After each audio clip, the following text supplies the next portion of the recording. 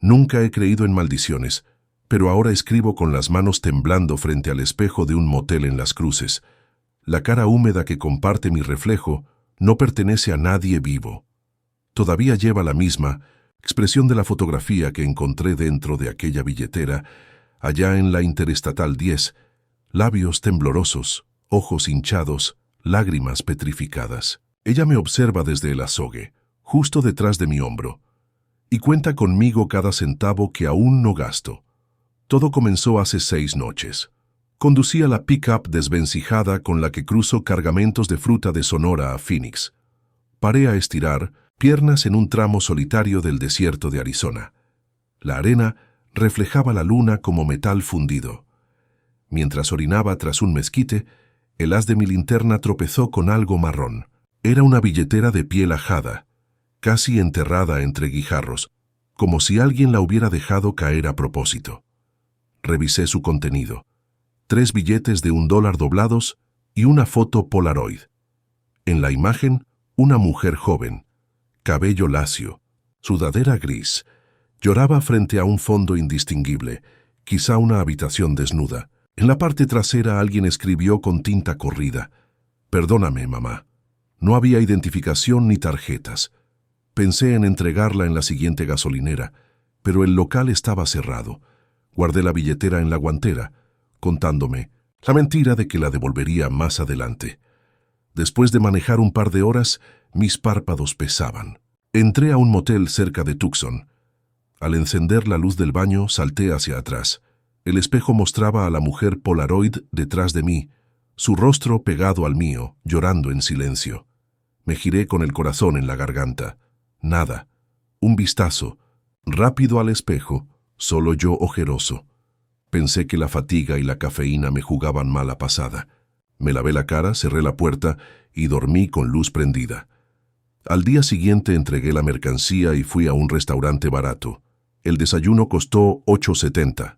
Pagué con 10 y recibí $2 y monedas. Al abrir mi cartera para guardarlos, recordé los billetes encontrados. Coloqué uno de los $, huérfanos en la bandeja de propina y salí sin pensar. Esa tarde, durante la vuelta hacia Nogales, recibí llamada de mi primo Edgar. Entre sollozos me informó que don Ignacio, viejo conocido de la central de abastos en Uruapan, había muerto aplastado por una pila de cajas. Imaginé coincidencia. Ignacio era obeso. El riesgo existía.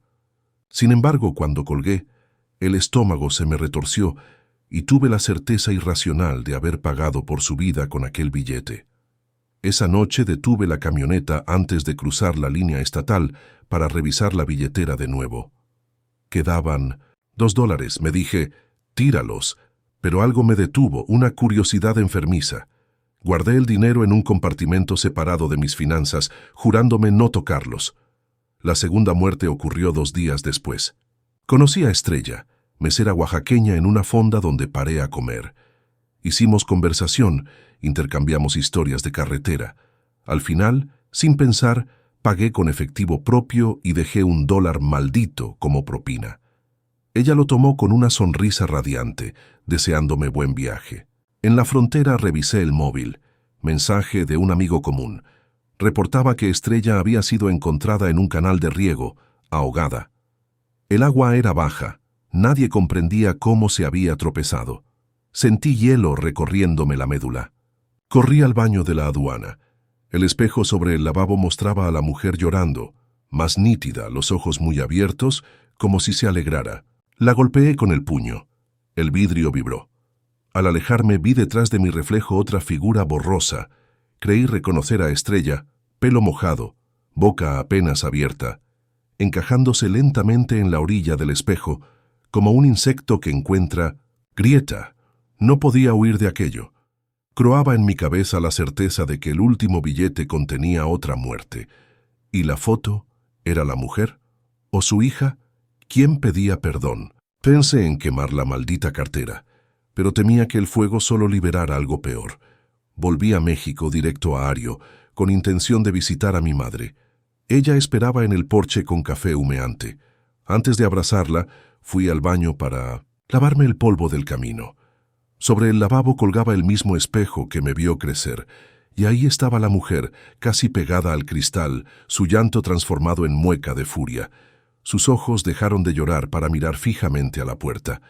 Me volteé, mamá llamaba para servirme pan.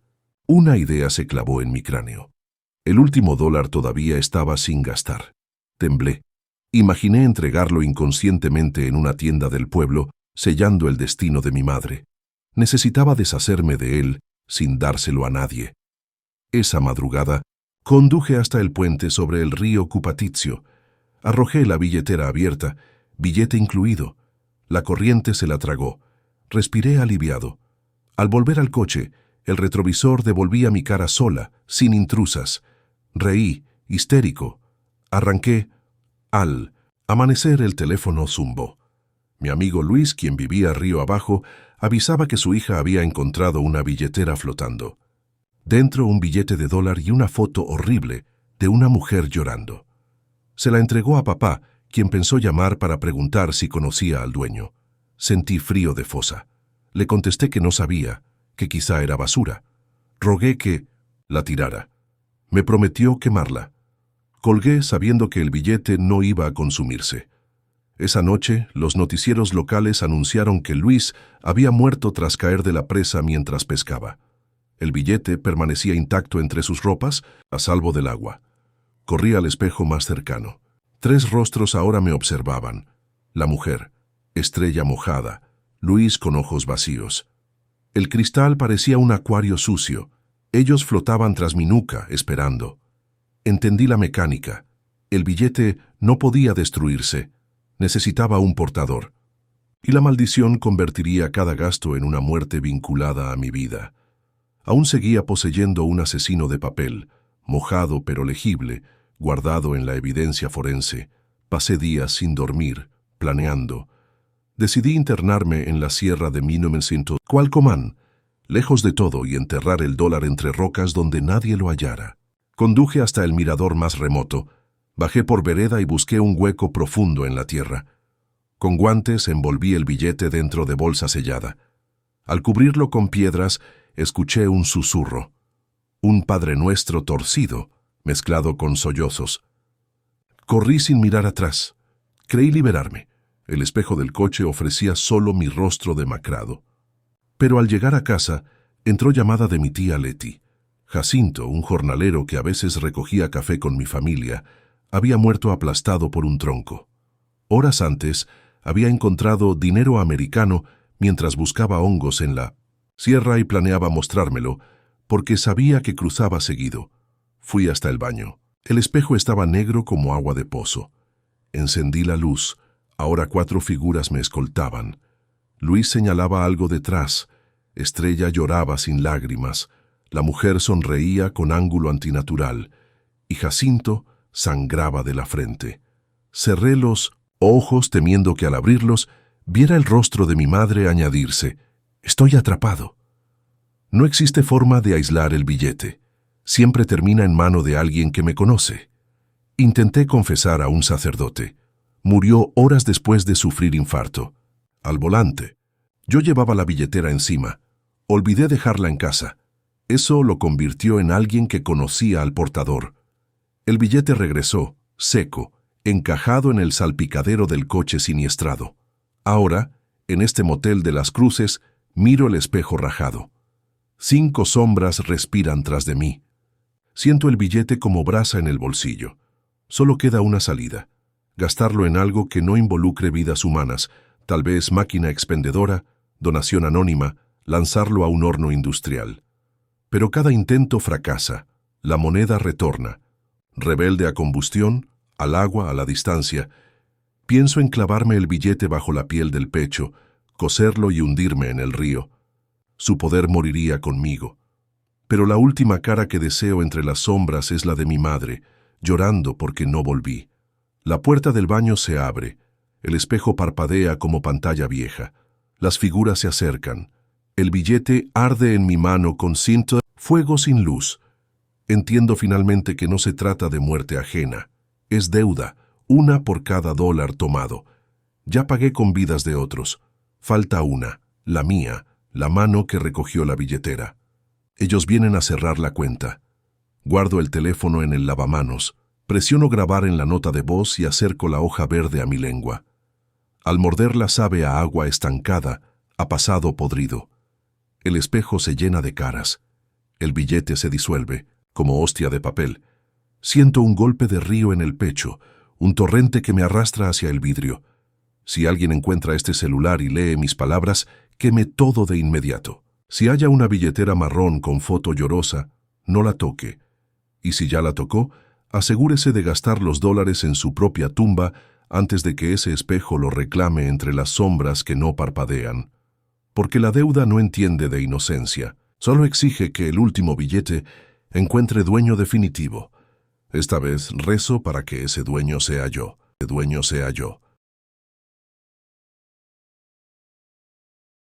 Algo camina detrás del último del grupo. El coyote exigió que guardáramos silencio desde la primera noche, cuando la frontera quedó atrás y el desierto comenzó su trabajo de horno. Dijo que la fila debía avanzar sin romperse, que quien se quedara atrás se convertiría en lastre, y que el último cargaba siempre con la sombra de todos. Yo terminé en ese lugar porque mis botas nuevas me punzaban y ninguno quiso cambiar puesto. Acepté, pensando que el miedo viaja igual en cualquier posición. A la tercera hora descubrí que en la retaguardia el miedo lleva otro nombre.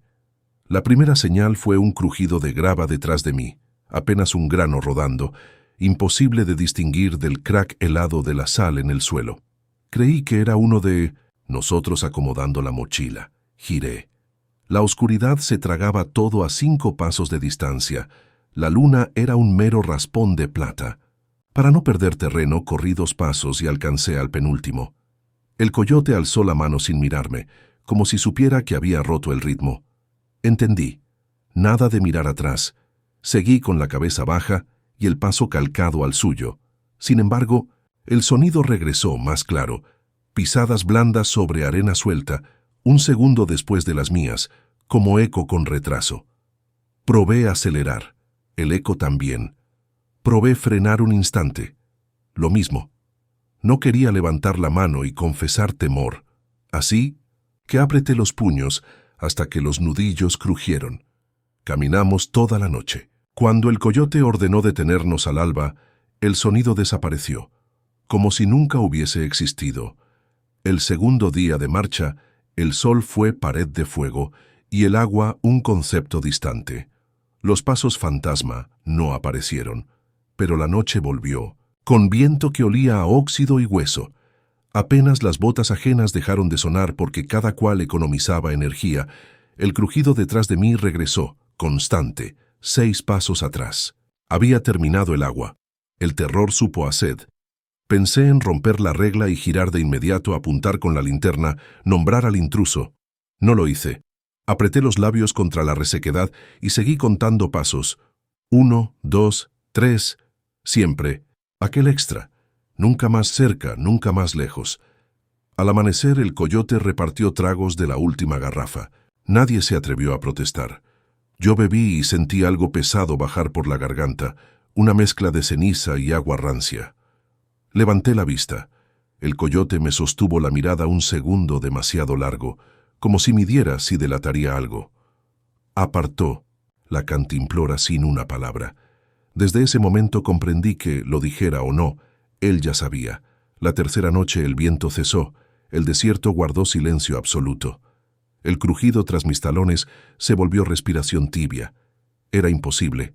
La temperatura descendía a casi 0. Se posaba en mi nuca como aliento de animal grande. Apreté la mandíbula, conté 29 latidos y me permití un vistazo mínimo por encima del hombro. Nada. El aire inmóvil, la estela de nuestras huellas perdiéndose en la penumbra. Volví la vista al frente y tropecé con la mochila del penúltimo. Un murmullo recorrió la fila. Él se disculpó. Yo asentí, pero sentí el aliento desplazarse, ahora a mi oído izquierdo. No era viento. Era expiración lenta, cargada de un olor a cañería vieja. Al amanecer, uno faltaba. Cristián, el más joven, su mochila permanecía cerrada en el suelo. las botas apoyadas junto a la marca de sus rodillas. No había huellas alejándose, ni rastro de lucha, solo el hueco donde debía yacer su cuerpo durmiendo. El coyote nos observó uno a uno. No intentó buscarlo. Dijo: «El desierto cobra. Sigamos». Un murmullo de protesta se sofocó en gargantas resecas. Nadie vio mi temblor. Continuamos. Yo, todavía el último. Por la tarde divisamos la hilera de cerros que anunciaba el próximo punto de 1907, agua. Pero esa noche la luna no salió, y mis pasos tropezaron más de una vez con piedras que parecían manos. El aliento regresó, más cercano. Un hilo caliente rozaba mi cuello y se metía bajo la camisa. Intenté pensar en otra cosa, la risa de Inmenos, mi madre cuando me vio partir, la promesa de mandar dinero. Cada recuerdo se ahogaba bajo el soplo que decía sin palabras: «Falta otro». Al filo del amanecer, el coyote nos detuvo. Su voz rasposa dictó una frase que nadie entendió. «Ya lo tomó. Ahora síguele sin hablar». Conté cabezas. Faltaba Teresa, la mujer de mejillas hundidas que había perdido el pasaporte en el último retén. Su pañuelo aún colgaba del cuello del penúltimo, a quien lo había prestado porque tosía. Ninguno pronunció su nombre. Mis piernas flaquearon, pero el coyote me miró con un brillo severo. Entendí el mensaje. Quien cuestione, viaja atrás o desaparece. La noche siguiente la respiración se volvió lengua. Algo rozó la piel entre mi oreja y el hombro, como si lamiera la sal del sudor. No soporté. Grité un insulto y me giré. La linterna tembló en mi mano. Iluminó solo polvo que danzaba. Los demás frenaron. El coyote estuvo sobre mí en 2 zancadas, amagando con el machete. No dijo nada. Me apretó el rostro entre sus dedos y susurró: «Si vuelves a mirar, cambio el turno». El filo rozó mi estómago como advertencia. Volví al final, corazón desbocado. Pasamos un cementerio de cruces improvisadas que algún grupo anterior dejó para honrar a sus muertos. Pensé ver un bulto arrodillado ante una de ellas, pero al parpadear se disolvió. El coyote ignoró mi jadeo, pero su sombra pareció alargarse, rozando mi espalda como si él mismo fuera quien respiraba en mi nuca.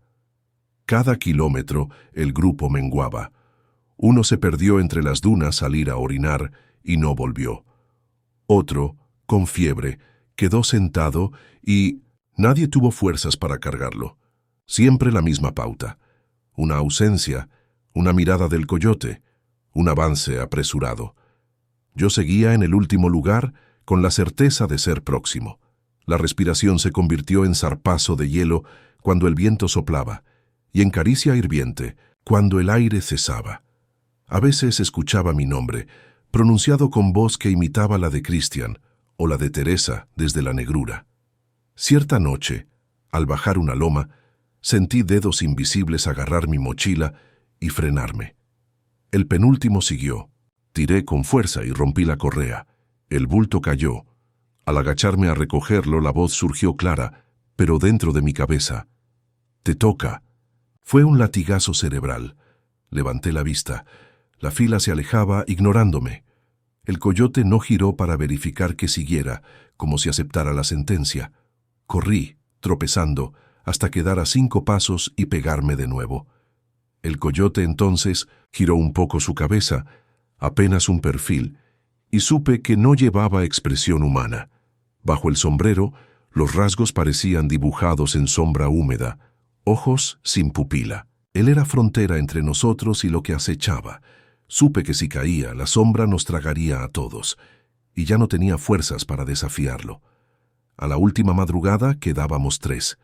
La radio del coyote crepitó con estática, y él anunció que el canal de contacto se había abierto. Pronto divisaríamos las luces de rescate.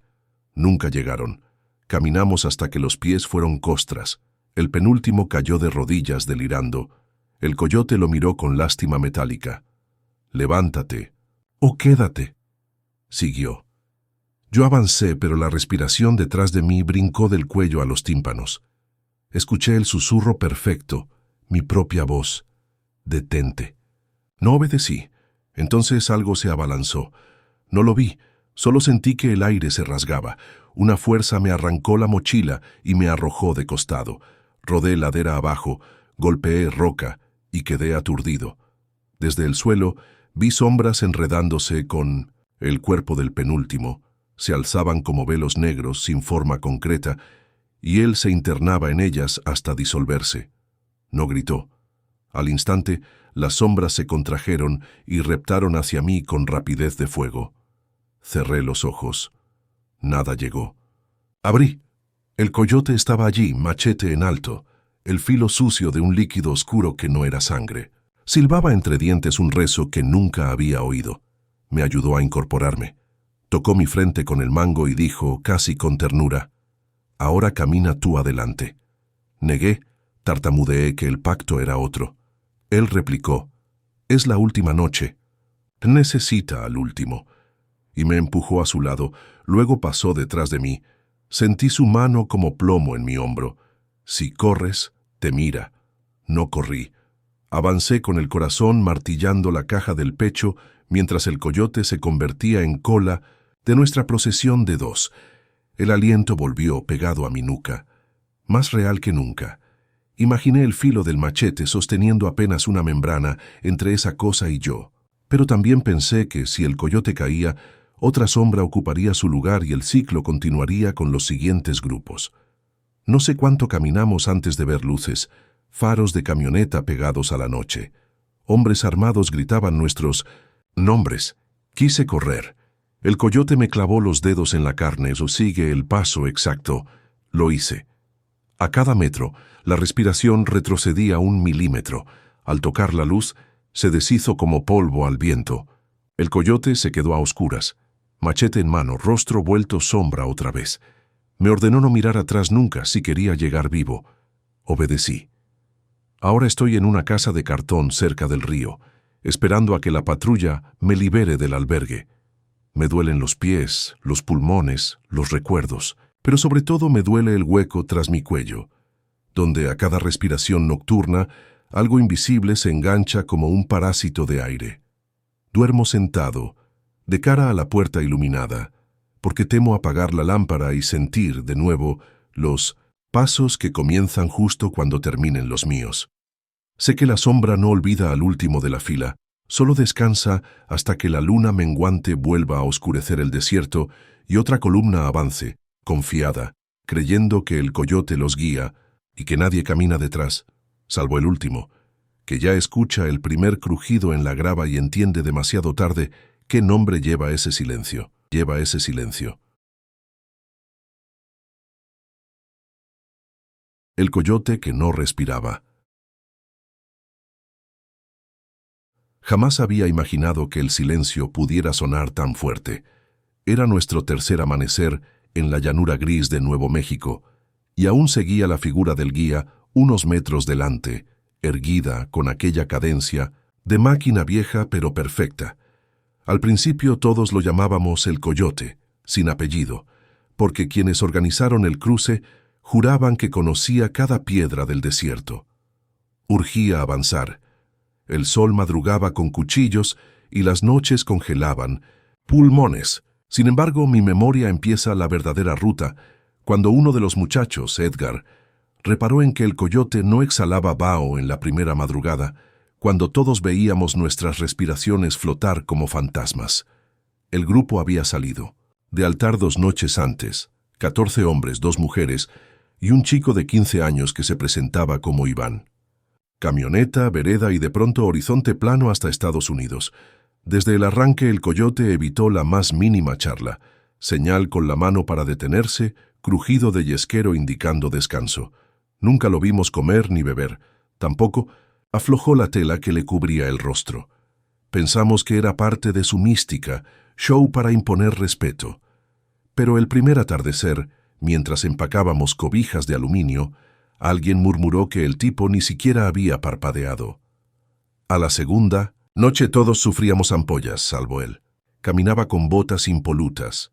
Si tropezaba con matorral, el arbusto se doblaba antes de tocar su chamarra. En un alto, la chica llamada Lupe me señaló el suelo.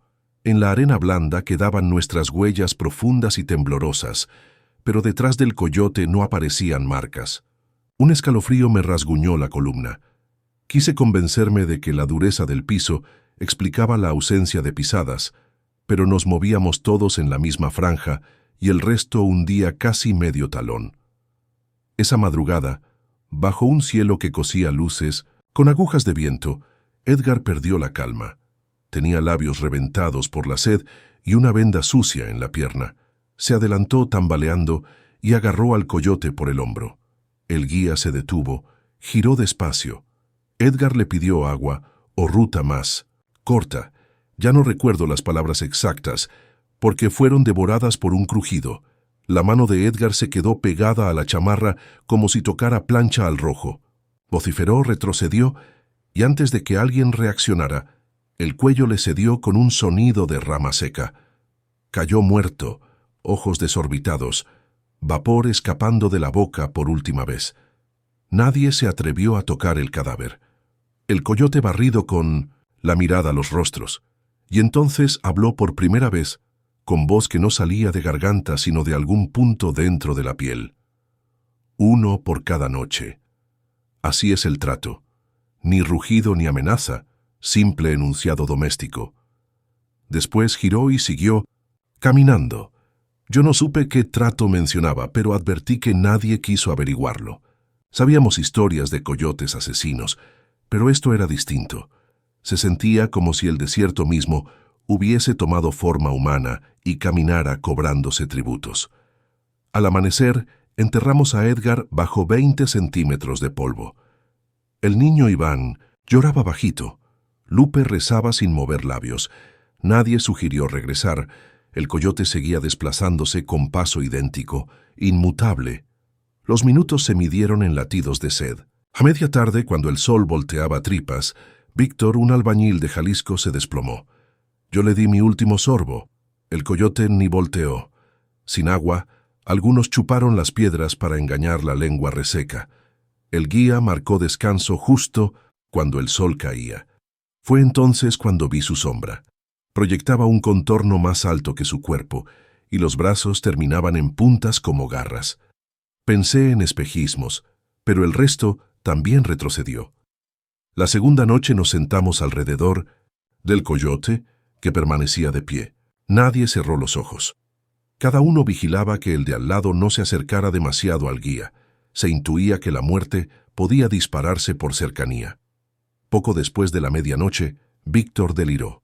No soportó. Se levantó y se arrastró hacia el coyote balbuceando sobre su esposa. Lo toqué del brazo para detenerlo. La piel se le desprendió como papel mojado. Víctor cayó 2 pasos antes de alcanzarlo, sin pulso. Conté. 2 muertos, 2 noches. El coyote ni se inmutó.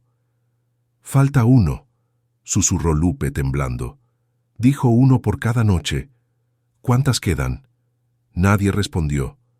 Pero todos pensamos lo mismo. Si acelerábamos podríamos alcanzar la carretera antes de otra luna. Al amanecer, el coyote reanudó la marcha sin voltearse para confirmar que lo seguíamos. Iván, el chico, cojeaba. Lupe lo cargó ratos. Yo arrastraba la culpa de no haberlo hecho yo mismo. El tercer día, el calor reventó la tierra. Olía a metal derretido. Alcanzamos una planicie de sal donde los espejismos parecían ríos y los pájaros giraban sin aterrizar. A mediodía se alzó un viento abrasador. Fragmentos de arena cortaban párpados. El coyote avanzaba imperturbable. Yo me quedé atrás ayudando a Iván. Lupe gritó algo. Me giré y vi que el guía se alejaba rápido, como si deslizara sobre cinta. Corrí con el niño a cuestas, pero mis gemelos latían como tambores y el corazón punzaba. Perdí la noción del tiempo. Cuando el sol declinó, descubrimos que quedábamos solo 4. Lupe, Iván, un señor llamado Baltasar y yo. Los otros habían caído exhaustos o se habían sentado y dejado que el calor los derritiera. El coyote no los detuvo ni volteó. Justo antes del crepúsculo alcanzamos un letrero corroído. State Land, no trespassing. Me pareció señal de que la frontera interna estaba cerca. El guía se detuvo por primera vez sin proclamar descanso. Levantó la cabeza y olfateó el aire como perro rastreador. Luego apuntó la oscuridad. Aquí termina mi camino. Falta uno. Baltasar, sudoroso, se arrodilló suplicando compasión. El coyote se acercó sin tocarlo. Aún así, el viejo convulsionó y cayó boca abajo. 3 muertos, 3 noches. El guía se desvaneció como columna de humo atrapada por el viento. Cuando quise rastrearlo, no había huellas, claro, ni rastro de su aliento inexistente. Lupe y yo cargamos a Iván hasta un puesto de Border Patrol a 2 kilómetros. Las sirenas nos atraparon. Preferimos la jaula de migrantes a otra noche en el desierto con hambre de cuerpos. Cuento esto 5 años después, desde un cuarto rentado, en Georgia. Nadie me cree. Lupe trabaja en California. Nunca hablamos del tema. Iván fue deportado y no volvió a cruzar. Yo obtuve permiso temporal en las granjas. Parecía que el horror se quedaba atrás hasta que llegó el primer aniversario. Soñé con el coyote parado al pie de mi cama, la misma bolsa de carne sin respiración. Desperté sudando. Al día siguiente, un compañero de cuarto murió durmiendo, sin causa aparente. Comprendí que 1 por cada noche no había terminado. Su tarifa anual requería un cuerpo, y el único sobreviviente responsable era yo. El segundo aniversario, mi jefe cayó en la embotelladora, fractura cervical. El tercero, la casera resbaló por las escaleras. Anoche se cumplió el cuarto. Intenté encerrarme en la iglesia, rogué al crucifijo, pero percibí un olor a sal, hirviendo y supe que no bastaría. Hoy un muchacho nuevo, recién llegado del mismo pueblo que Edgar, fue aplastado por un montacargas. Vine corriendo a este departamento vacío, escribo para confesar que mañana saldré al bosque con una soga. No busco piedad. Planeo entregar el cuerpo que el coyote exige, pero será el mío. Tal vez así cese la cifra. Tal vez rompa el trato que nunca firmé.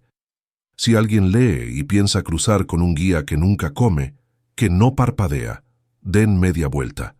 El desierto ya come suficiente. No necesita a los que no respiran para cobrar peaje.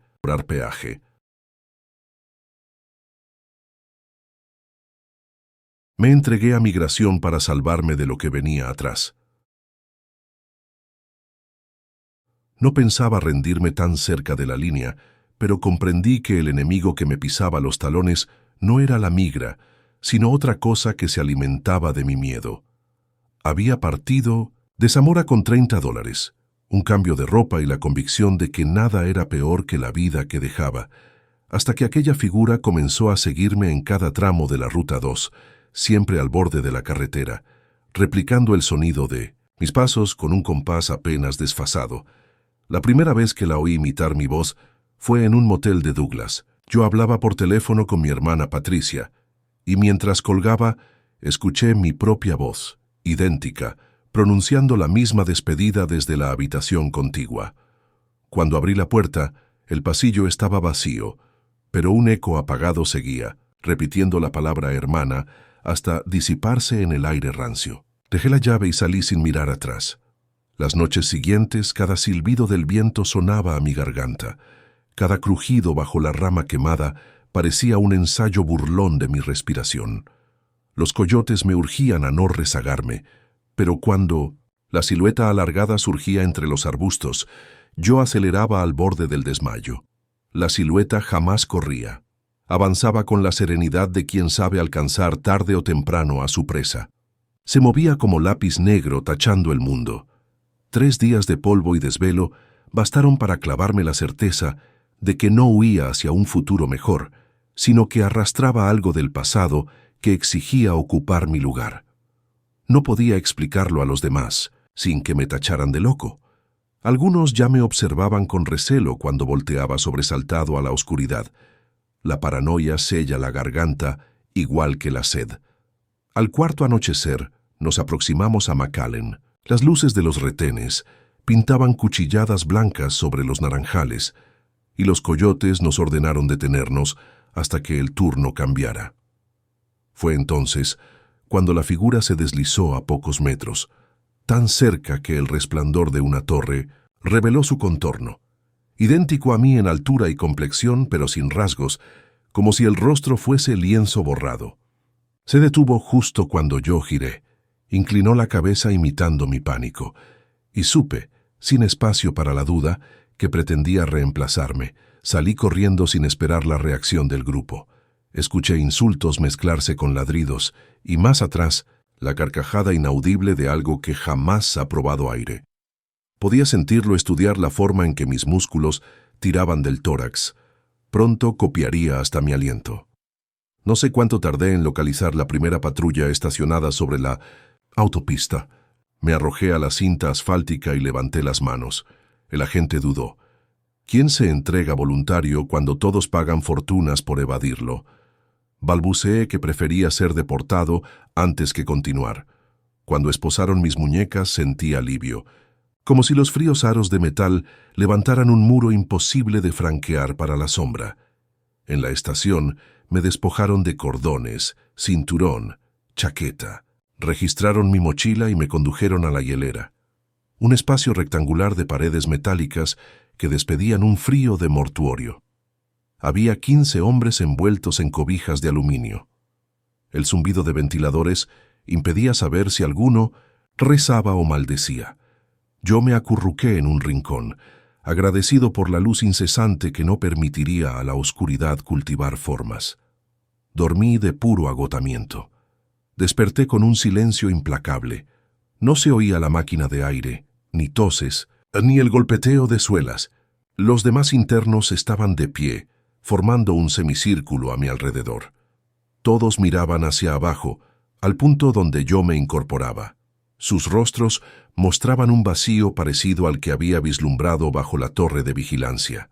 Ojos negros, sin reflejo, piel plastificada de humedad. Vestían la misma ropa, pero algo en la postura, vertical, rígida, marionetesca, delataba la suplantación. No fui capaz de preguntar nada. Temía que mi voz se replicara en veintenas. El hombre más próximo inclinó la cabeza exactamente como la figura del desierto y articuló con mis inflexiones perfectas: «Tú eres el doble, uno por uno». Los demás repitieron la sentencia, sincronizados, hasta llenar el cubo metálico con eco de mi propia garganta. Sentí que mi identidad se diluía, triturada por la reproducción múltiple. Retrocedí hasta golpear la pared. El frío atravesó la camiseta y me devolvió la noción del cuerpo. Un guardia apareció detrás de la puerta acrílica. Su mirada no reflejaba alarma, como si viera solo a un puñado de hombres somnolientos. Golpeé el cristal, grité en español y luego en inglés. Él soltó un bostezo, sin reconocer la escena. Entendí que el centro ya pertenecía a la sombra. Había borrado ruidos, duplicado cuerpos, manipulado percepciones. Quizás se filtraba en los ductos de aire, tal vez en la luz blanca que no titilaba. Era cuestión de tiempo para que mi voz, la original, se extinguiera en medio de los ecos. Descubrí que portaba todavía la cobija plateada. La arranqué del suelo y la rasgué en tiras hasta envolverme los antebrazos, imaginando que un material tan ajeno al mundo humano podría confundir al invasor. Los duplicados guardaron silencio y tensaron el cuello al unísono, como máquinas recalibrándose. En sus pupilas opacas se dibujó un destello azul. Comprendí que analizaban mi acto, midiendo si aquella improvisación les importaba. Corrí hacia la puerta lateral que llevaba a los baños. Ningún guardia se asomaba. Atravesé pasillo tras pasillo, todos vacíos. Conforme avanzaba, las luces empezaron a parpadear, como si la instalación dudara de su propia electricidad. Cada flash revelaba siluetas gemelas en la penumbra, ocupando esquinas, sentadas sobre escritorios, dejando que la oscuridad les lamiera los contornos. Llegué al archivo médico, una sala angosta con camillas. En un estante hallé vendas, botellas de desinfectante y tijeras. Tomé el metal frío por instinto. Necesitaba un arma, aunque fuera contra mí. Porque si todos eran copias, ¿dónde estaba el original? Tal vez yo era el impostor y aquello la versión verdadera volviendo a reclamar su sitio. La duda me paralizó.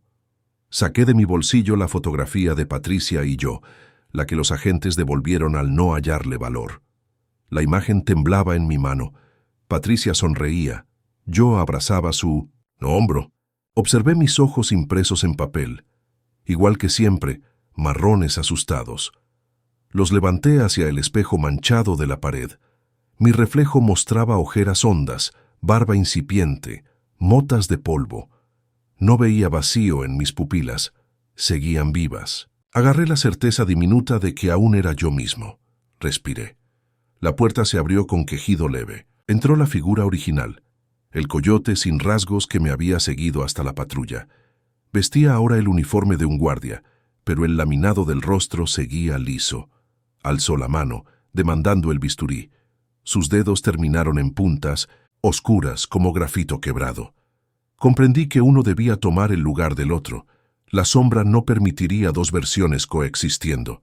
Mi cuerpo temblaba, pero lancé desinfectante a su cara. El líquido atravesó la materia negra sin efecto.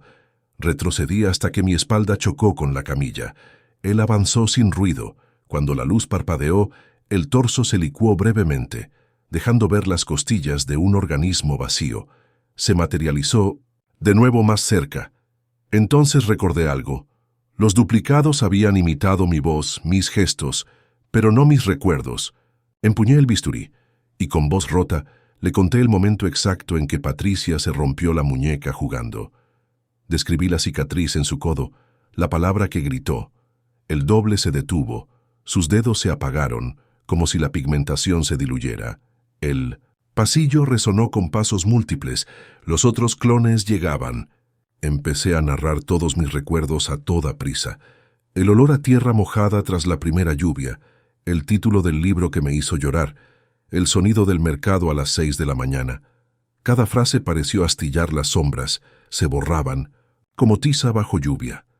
El coyote retrocedió, su silueta vaciló, igual que puesto bajo foco demasiado fuerte. Lancé otro recuerdo, uno íntimo, la voz materna cantando arrullo en purépecha. Entonces, la figura colapsó sobre sí misma, un borrón de tinta que chorreó al piso y se evaporó dejando olor a ozono. Los pasillos volvieron a encenderse. Un guardia corrió, gritó órdenes. En la hielera los detenidos yacían en el suelo, aturdidos pero vivos. Me interrogaron durante horas sin que supiera explicar el suceso. Mi relato sonó a delirio. Sin embargo, 3 cámaras internas fallaron, justo en la ventana temporal del ataque. Me deportaron esa misma semana. Hoy vivo cerca de Guadalajara, cuerda floja entre rutinas modestas. Cada aniversario de aquella noche aparece un susurro que replica mi voz desde alguna habitación vacía. No pronuncia advertencias. Solo prueba el timbre, modulando, buscando perfección. Sé que la oscuridad aprende con paciencia. Temo la víspera en que recuerde también mis recuerdos y deje de existir un método para diferenciar nuestra carne de su sombra.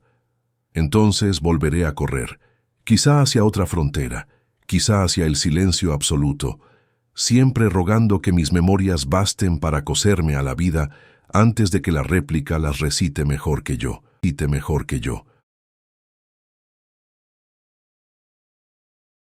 Nos ofrecieron agua y nos vendieron al desierto. El coyote dijo que la sed con mayúscula es un truco del desierto. Primero invade los labios, luego la cordura. Por eso teníamos prohibido aceptar líquidos de desconocidos. Pero cuando la línea del sol se quebró sobre nuestros cráneos después de 40 horas andando, la advertencia se convirtió en eco lejano. Éramos 7 vivos que parecíamos arrastrar a 7 cadáveres. La lengua se nos partía como tierra agrietada. Fue entonces cuando vimos la gasolinera fantasma, una ruina de concreto a la orilla de la autopista vieja, con bombas oxidadas que parecían esqueletos de dinosaurio. La mujer apareció sentada en la sombra de un arco derruido. Vestía un algodón blanco que no levantaba polvo, como si flotara. Ni botella ni bidón, solo un cántaro de barro oscuro apoyado entre los pies desnudos. El coyote se detuvo 30 metros antes.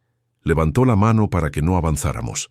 Vi relámpagos de indecisión en sus ojos, algo que no había visto ni cuando nos cruzamos con coyotes rivales armados. Murmuró: «No toquen nada». pero la sed rugía como motor quemado. Yo iba en medio de la fila con el estómago vacío de saliva. Solo recordaba el sabor a hierro de morderme la lengua para engañar al cuerpo.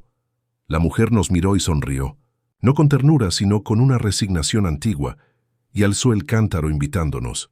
El coyote retrocedió un paso, desenfundó el revólver y lo apuntó al suelo, temblando ligeramente. Dijo algo en bajo que no entendí. Tal vez les rezó a los santos de contrabando que lleva en los bolsillos. Pero uno de los muchachos, Jaime, se adelantó. El coyote le susurró una maldición. Jaime ignoró la advertencia. Tomó la jarra. La mujer no opuso resistencia. El agua parecía limpia, fría, traslúcida con un toque azul imposible en esa ruina. Jaime bebió derramándose en la camisa polvorienta. Murmuró bendiciones. Pasó el cántaro a Sonia, luego a mí. Sostuve la vasija. Su cerámica estaba helada, como recién sacada del pozo. Olía a pétalos sumergidos y a algo que recordaba la cocina de mi abuela, un aroma que me partió el corazón de nostalgia. Bebí. El líquido bajó por mi garganta con un ardor de licor, y al instante la sed se convirtió en una brisa suave detrás de los ojos. El coyote no bebió. Disparó al aire y ordenó marcharnos de inmediato. La mujer, inmóvil, pasó la mano por la boca del cántaro y sonrió de nuevo, ahora sin rastro de dientes. Caminamos otros 2 kilómetros antes de que el sol cayera. El coyote iba al frente, mascullando insultos. Las botas levantaban polvo que olía distinto, más dulce. Empecé a notar que el horizonte había perdido la carretera.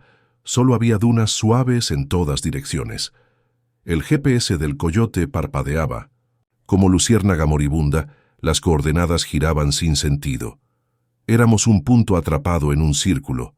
Dijo que regresaríamos a la autopista en línea recta. Anduvimos hasta la medianoche. La autopista nunca volvió.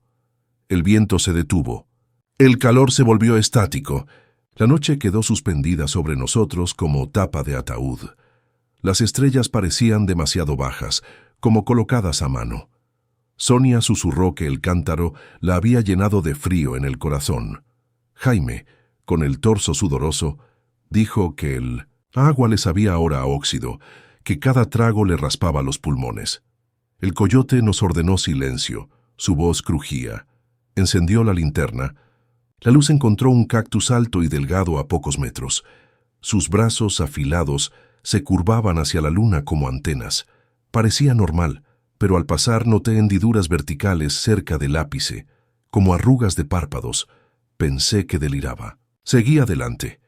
1 hora después tropezamos con otro cactus idéntico al anterior en apariencia, excepto que estaba donde no debía.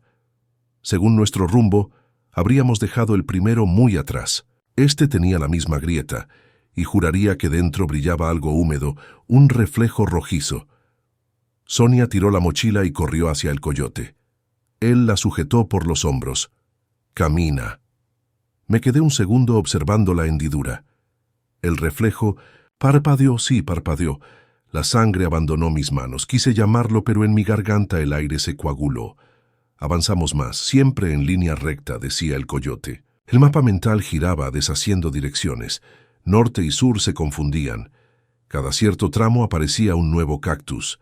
Siempre igual, siempre con la grieta, siempre con el destello. Los conté. Al 5º perdí la cuenta. Al 10º, Sonia. Gimoteó que oía respiraciones tras las espinas. El coyote la palmoteó para callarla. El GPS yacía muerto. La luna desapareció tras una nube que no existía. Oscuridad total. Solo la linterna marcaba un túnel estrecho. Jaime fue el primero en caer. Gritó al pisar algo blando. Cuando alumbramos, el suelo abierto mostraba una grieta como mordida. Dentro se hundía su pierna hasta la rodilla. Lo sacamos, tirando fuerte. La bota quedó abajo. Su pantorrilla tenía líneas de pinchazos y un hilo de sangre verdosa. Se desmayó. El coyote ordenó descanso. Me senté junto a él. El viento regresó, pequeño, trayendo un sonido que no era silbido. Una serie de clics como chasquidos de lengua. Al iluminar alrededor, los cactus parecían más cerca, formando un círculo negruzco. Las grietas se abrían y cerraban, gota de espuma en cada extremo. Eran ojos. Cientos, todos húmedos, todos fijos en nosotros. Nos levantamos al instante. El coyote apuntó con el revólver. Disparó a un cactus. La bala atravesó sin estallar, como si la carne vegetal fuese barro. La linterna mostró la entrada del agujero entre las espinas. La bala no salió, pero del orificio emanó un líquido claro que gorgoteó al llegar al suelo. El cactus se estremeció. Los otros respondieron con un murmullo de crujidos. Las grietas se contrajeron unísonas, quedando cerradas. Sentí un temblor bajo los pies, como si algo se moviera en una red subterránea. El coyote gritó avanzar. Jaime cojeaba, los dientes castañeteaban. Corrimos a ciegas. Atrás se alzó un ruido de suelo rajándose. No pensamos, saltamos. Corriendo en la noche sin estrella, en la oscuridad más densa que un pozo, escuchábamos el desgarro de algo enorme reptando. El coyote descargaba su arma a la nada. Cada estruendo devolvía un silencio más grande. No puedo describir cuánto tiempo huimos. El cansancio era un sueño denso, hasta que Sonia resbaló. El grito se quebró demasiado pronto. Alumbré. La linterna tembló y se apagó. Solo vi una silueta hundiéndose, arrastrada por un cactus que se plegaba como tentáculo, la grieta roja ensanchada en sonrisa. El coyote me arrebató la linterna, la golpeó contra su pecho. Prendió un segundo. Vimos a Sonia desaparecer dentro del tronco, absorbida como agua en una esponja. El cactus volvió a erguirse. La grieta, satisfecha, se cerró como párpado. Dormido. Nos quedamos dos. Jaime gemía a mi lado, apoyado en mí. El coyote empujó y corrió primero, gritándome que dejara el lastre. No pude soltar a Jaime. Avanzamos lentos, su sangre marcando la arena. El clic-clic nos rodeaba. Entonces sentí un pinchazo en el tobillo. Miré abajo. Brotes finos como raíces emergían del suelo y me rodeaban la pierna, agujereaban la piel con sed venenosa. Grité, corté con la navaja, arranqué la tela y carne donde clavaban. Jaime cayó, atrapado por otro manojo. No había tiempo para ambos. Intenté jalarlo, las raíces se multiplicaban, los ojos surgían cada vez más cerca, brillando como perlas enfermas. El coyote regresó corriendo con la linterna alta y fuego en los ojos. Su brazo libre arrojó algo, una botella de plástico medio llena. Gritó, «¡Bébela!». Entendí su plan. Bebí 2 tragos que me quemaron la lengua. El agua del cántaro, todavía fría pese al plástico caliente. Lanzó otra a Jaime, pero las raíces ya le cubrían el pecho. Él bebió. Los ojos retrocedieron milímetros, confundidos. El coyote vació su propia botella sobre su machete y lo empuñó. El filo goteaba el agua milagrosa. Cortó raíces como si fueran hierba tierna, nos liberó y nos obligó a tragar el resto. Avanzamos sosteniéndonos. Cada trago dejaba un halo de frescor, un aura que las raíces odiaban. Retrocedían siseando. Comprendí entonces, el agua no era veneno, era pacto. Quien la bebía pertenecía al desierto. Nosotros al beber nos dormimos, un bautizo. Despertamos en territorio de la sed viva. Pero si bebíamos más, éramos ofrenda completa, digestión lista. Ahora la usábamos de escudo. La bebíamos para que no nos digiriera antes de llegar a destino. No recuerdo cómo, pero vimos luces otra vez. Faros verdaderos, patrulla migratoria. Caímos a sus pies. El coyote se quedó atrás, sentado sobre la arena, su machete brillando. Levantó la mano, nos despidió. Lo atrapó la oscuridad sin ruido ni lucha. Los agentes nos subieron al vehículo, confundidos. Dicen que apenas bebí agua de su cantimplora común. Vomité un líquido claro y frío que olía a barro y flores marchitas. Jaime murió de infección en la pierna antes de amanecer. De su sangre brotaba un polvo marrón que los doctores no supieron nombrar. Se deshacía al tacto. Yo volví a la frontera deportado. La noche me despierta con la garganta hecha vidrio, como si la sed supiera mi nombre. A veces creo oír en el patio el clic-clic de los cactus abriendo sus ojos. Guardé una botella de agua del grifo en la mesa. Cuando tiemblo de miedo, bebo un trago y recuerdo el cántaro helado. El líquido tiene un dejo floral que nunca sé. Temí tirarla, pero ahora comprendo. Es mi única arma, o mi sentencia. De la mujer de blanco nada supe. Dicen los coyotes viejos que donde el desierto se cansa de tragar arena, se disfraza de hospitalidad.